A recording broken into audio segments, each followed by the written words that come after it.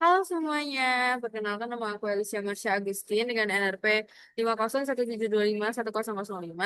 Jadi hari ini aku akan menjelaskan tentang chapter 3 dan 4 dari buku Geologi Fisik from Pak Haris. Oke, langsung saja.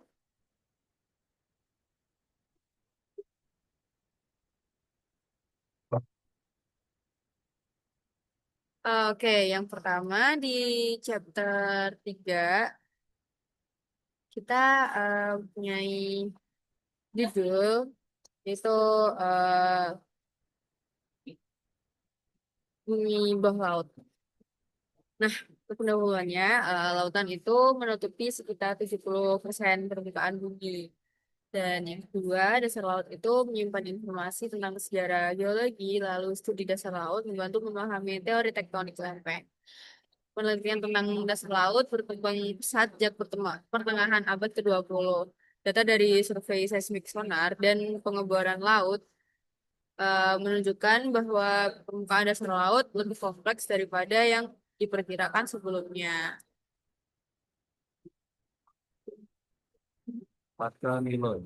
Lalu eh, ada asal-usul laut. Lautan itu terbentuk seiring proses pendinginan juga. Lalu gas-gas dan uap air keluar dari letusan gunung api atau proses degassing. Lalu saat suhu bumi turun, uap air itu mengembun dan turun sebagai hujan. Lalu air hujan mengisi cekungan di permukaan bumi sehingga membentuk samudra. Air laut mengandung garam dari pelapukan batuan di daratan yang terbawa ke laut. Asal-usul lautan berkaitan dengan proses evolusi awal bumi. Pada masa itu, gas dan uap air yang dilepaskan oleh aktivitas vulkanik mengisi atmosfer. Setelah bumi cukup dingin, uap air mengembun menjadi hujan dan mengisi cekungan-cekungan besar hingga terbentuk samudra purba yang menjadi lautan modern. Lalu ada metode penelitian lantai laut. Pertama, penelitian dasar laut berkembang setelah Perang Dunia Kedua.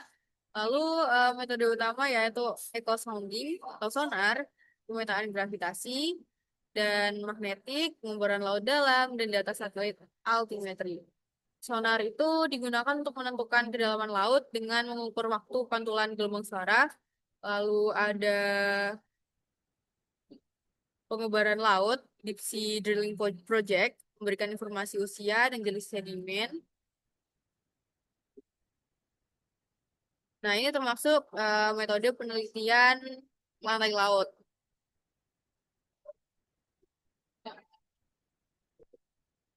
Lalu setelah itu ada ciri-ciri lantai laut. Dasar laut tersusun dari berbagai bentuk topografi. Di antaranya ada dataran abisal, punggung laut tengah, gunung laut, dan palung. Kedalaman rata-rata laut itu sekitar 4.000 meter. Struktur dasar laut menggambarkan aktivitas tektonik bumi. Topografi dasar laut jauh lebih kompleks daripada yang tampak di permukaan. Variasi bentuknya variasi bentuknya menunjukkan dinamika lempeng samudra yang aktif di mana kerak baru terbentuk di punggung laut dan kerak tua disubduksi di palung. Lalu ada rak kontinental dan lereng kontinental.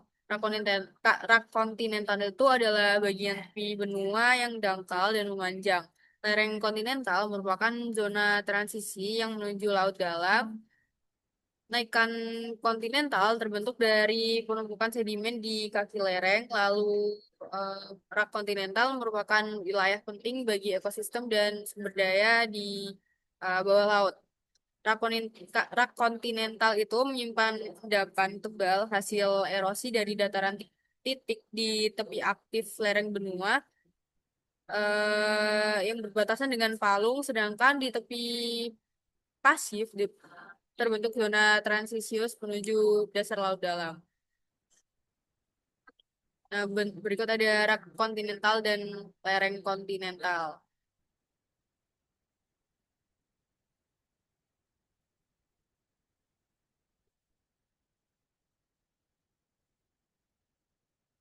Lalu selanjutnya ada lembah bawah laut. Lembah bawah laut itu terletak di punggung laut tengah. Terbentuknya itu akibat peregangan kerak samudra yang saling menjauh. Lembah bawah laut juga biasa disebut sebagai lembah reef bawah laut, juga menunjukkan bukti aktivitas divergen antar lempeng. Nah, berikut adalah lembah bawah laut.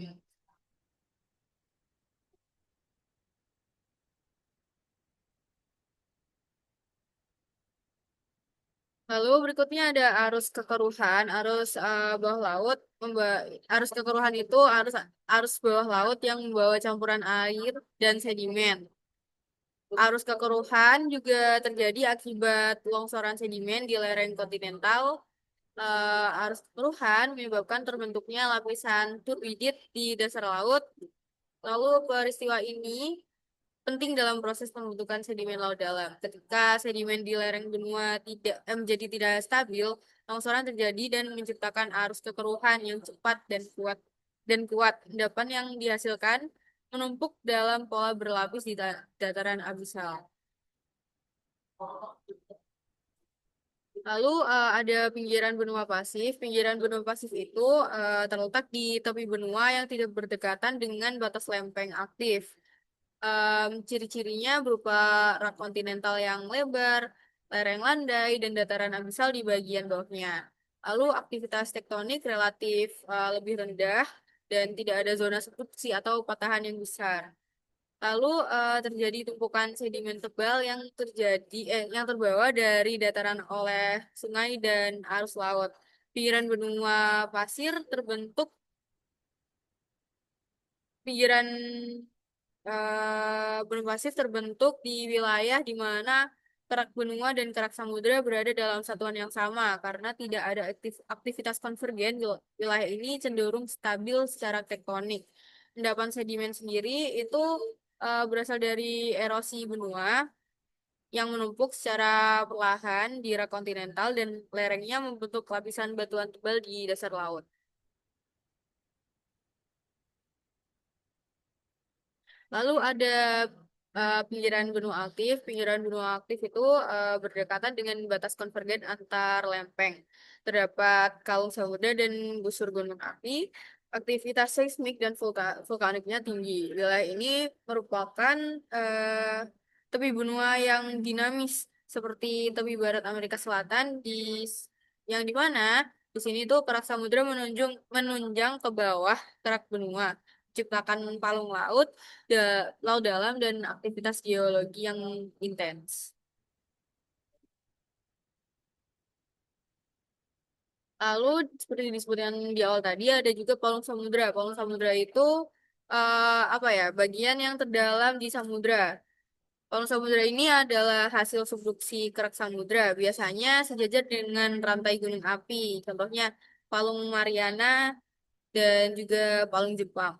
Palung Samudra atau Paris Samudra adalah bagian paling dramatis dari dasar laut. Titik struktur ini menandai lokasi di mana kerak samudra tua tenggelam kembali ke mantel bumi.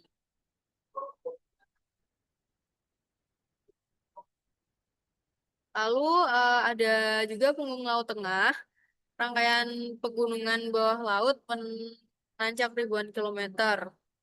Punggung laut tengah yaitu merupakan batas divergen antar dua lempeng dan juga tempat terbentuknya kerak samudra baru. Punggung Laut Tengah adalah pusat penyebaran dasar laut.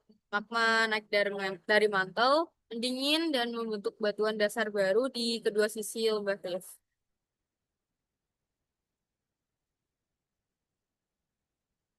Lalu ada juga kegiatan geologi dan biologi di Punggung Laut Tengah.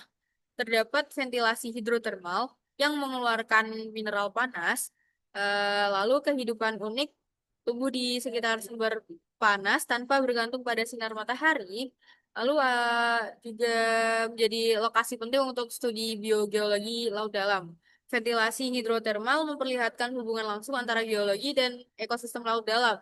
Mikroorganisme dan hewan laut di sekitar sumber panas memanfaatkan energi kimia, bukan cahaya. Lalu ada juga zona patahan. Zona patahan ini menghubungkan segmen Laut Tengah. Zona patahan itu eh, terjadi gerakan datar antar dua lempeng. Lalu zona patahan ini sering menjadi lokasi gempa dangkal. Zona patahan merupakan sambungan lateral antar segmen bumi laut. Gerakan datar di sini menyebabkan terjadinya gempa bumi, tetapi tidak membentuk atau menghancurkan kerak baru. Lalu ada gunung laut, buyut, dan terumbu. Gunung laut itu adalah gunung berapi di bawah laut. Buyut, gunung laut dengan puncak datar akibat erosi. Lalu ada terumbu karang. Terumbu karang ini tumbuh di sekitar gunung laut dangkal. Buyut menunjukkan bahwa gunung laut dulu berada di atas permukaan laut dan kemudian tenggelam akibat pendinginan lintas samudra. Terumbu karang menandai lingkungan laut tropis dangkal di masa lalu.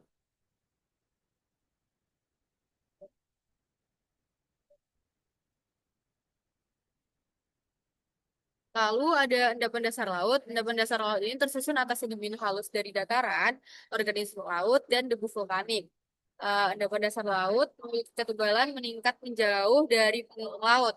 Lalu dapat juga digunakan untuk merekam sejarah iklim dan vulkanisme. Endapan di dasar laut memberikan informasi penting tentang perubahan iklim dan aktivitas geologi masa lampau. Analisis lapisan sedimen membantu ilmuwan konstruksi evolusi samudra.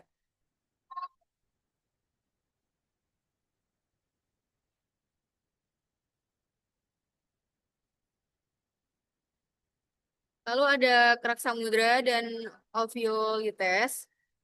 Kerak samudra ini tersusun dari basalt dan gabbro. Eh,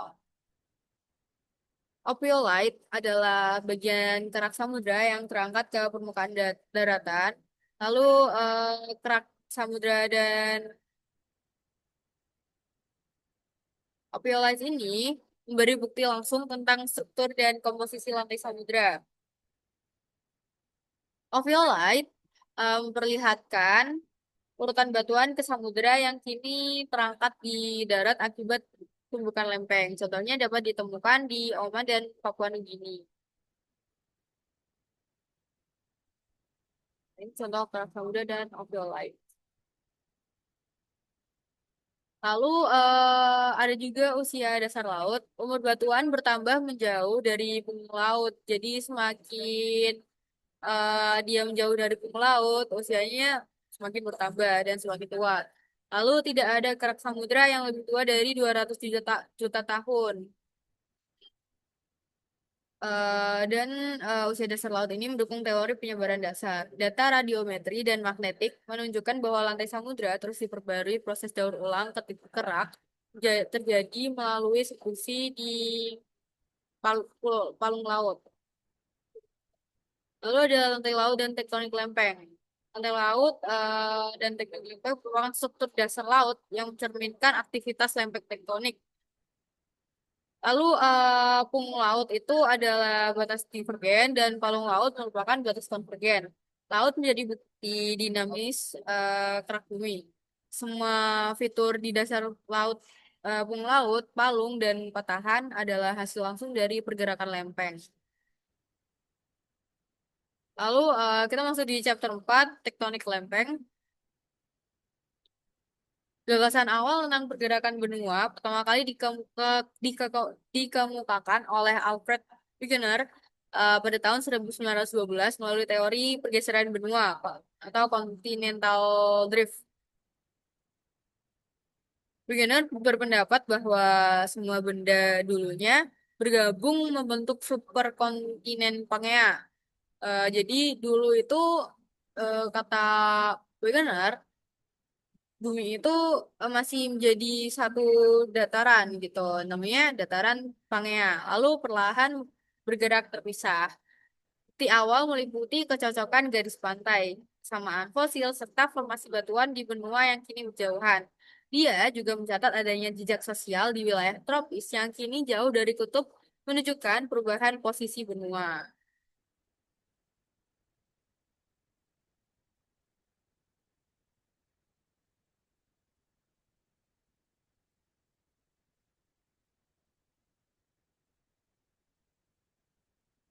Lalu ada juga yang berbeda pendapat gitu ya, meragukan teori tentang pergeseran benua.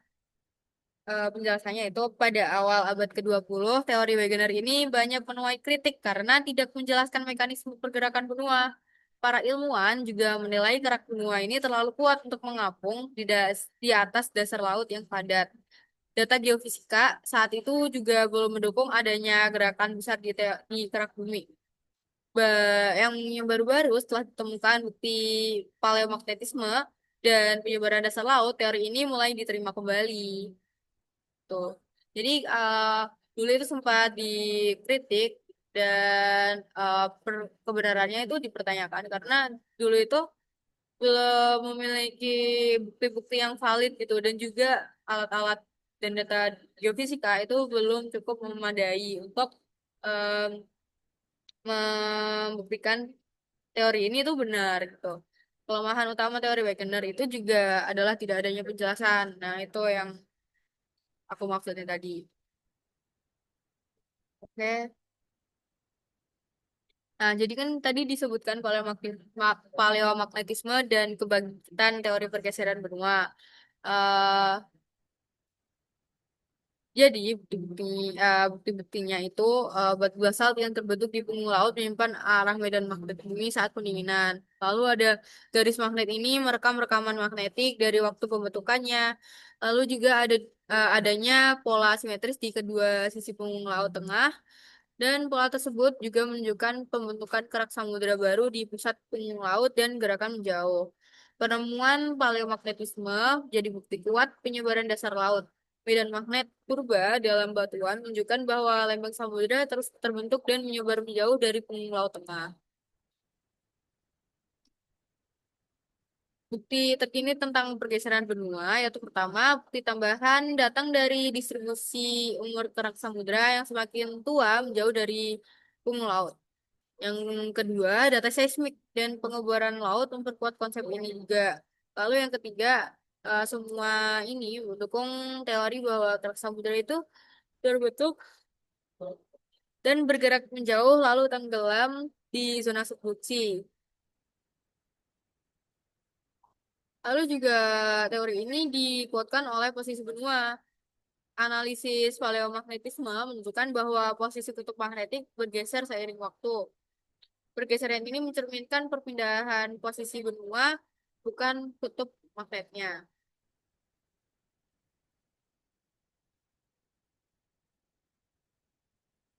Lalu pembentukan dasar laut ini diperkenalkan oleh Harry Hayes pada tahun 1962 melalui teori penyebaran dasar laut, sea floor spreading. Magma dari mantel naik di punggung laut tengah dan membentuk kerak baru. Kerak kerak bergerak menjauh dan akhirnya tenggelam di zona subduksi. Hess mengusulkan bahwa arus konveksi di mantel menjadi penggerak utama pergerak lempeng. Dan panas dari dalam bumi menciptakan sirkulasi materi mantel. Sirkulasi ini mendorong gerak baru ke atas dan menarik karet tua ke bawah.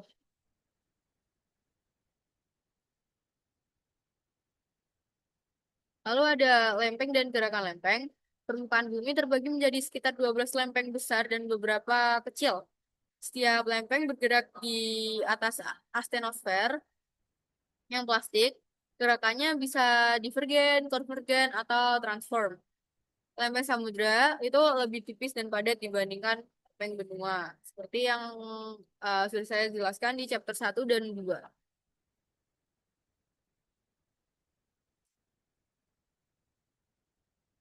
Lalu bagaimana sih kita tahu bahwa lempeng itu lempeng bumi, lempeng samudra, lempeng benua itu bergerak. Jadi eh, di laut itu ada anomali magnetik laut. Pola magnetik simetris di dasar laut itu membuktikan arah dan kecepatan gerak lempeng. Setiap kali medan magnet bumi terbalik tercatat dalam batuan baru yang terbentuk di punggung laut, seolah-olah ini tuh menjadi rekaman waktu pergerakan lempeng. Lalu ada zona patahan dan transform. patahan transform menghubungkan segmen punggung laut dan menunjukkan arah gerak lempeng. Lalu yang kedua ada gempa di sepanjang patahan membuktikan adanya pergeseran yang mendatar. Lalu yang ketiga, mengukur gerakan lempeng secara langsung. Teknologi teknologi GPS dan satelit laser dapat mengukur pergerakan lempeng dalam satuan sentimeter per tahun. Data menunjukkan gerakan konsisten dengan pola global tektonik lempeng.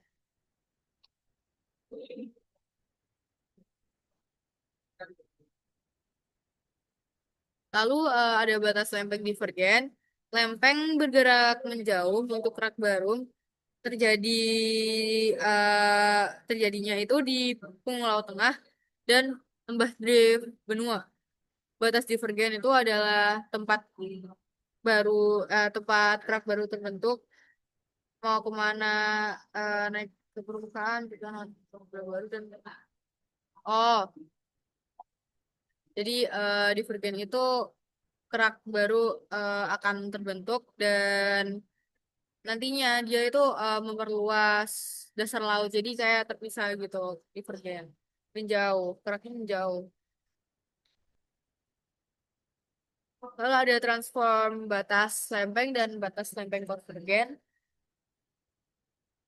Jadi lempeng, jadi pergerakan lempeng itu adalah dua lempeng bergeser mendatar tanpa menciptakan kerak baru. Itu yang dimaksud eh, transform. Lalu juga sering menimbulkan gempa dangkal besar dan patahan transform ini menghubungkan segmen divergen dan memungkinkan gerakan horizontal antar lempeng. Energi gesekan yang dilepas menyebabkan gempa bumi besar. Lalu ada konvergensi lautan-lautan.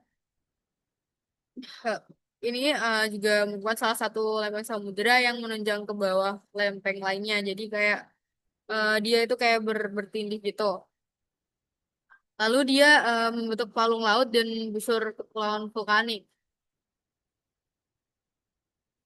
Lalu konvergen itu kan dibagi menjadi tiga ya, konvergensi lautan-lautan, konvergensi lautan benua, dan juga konvergensi benua-benua. Lalu yang kedua ada konvergensi lautan benua. Konvergensi lautan benua ini adalah di mana lempeng samudra itu menunjang ke bawah lempeng benua. Jadi kan karena densitas lempeng samudra itu lebih tinggi dibanding lempeng benua, akhirnya lempeng samudranya itu ke atas. Eh, densitas lempeng samudra itu lebih rendah daripada lempeng benua. Jadi lempeng samudra itu bergerak ke atas dibanding eh jadi lempeng samudra itu bergerak ke bawah dan lempeng benua itu ke atas gitu. Jadi, terus setelah itu dia menghasilkan gunung api dan zona gempa besar. Lalu ada yang ketiga adalah konvergensi benua-benua, yang di mana dua lempeng benua itu bertabrakan tanpa tanpa adanya subduksi. Dan dari konvergensi benua-benua ini membentuk pegunungan lipatan yang besar.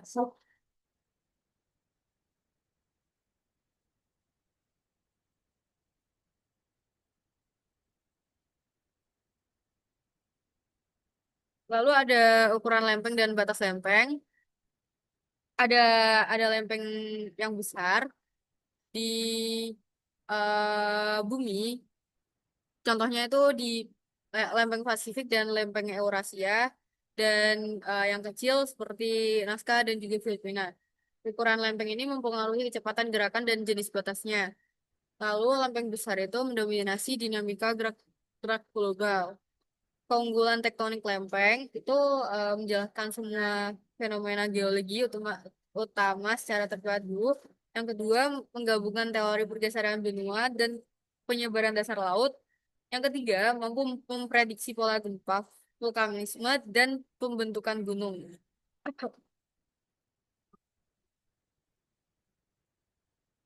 Lalu, apa sih yang menyebabkan lempeng itu bergerak tuh? Apa yang menyebabkan adanya gerakan lempeng? Yang pertama ada pelumuh mantel dan titik panas.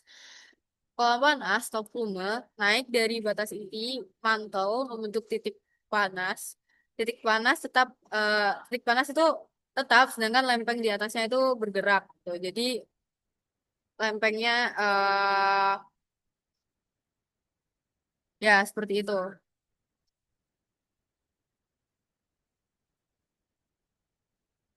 Dan contoh apa pertanyaan tentang apa yang menyebabkan gerakan lempeng dan penjelasan ini tadi itu adalah menjadi penutup chapter 4 kali ini. Terima kasih dan sampai jumpa kembali.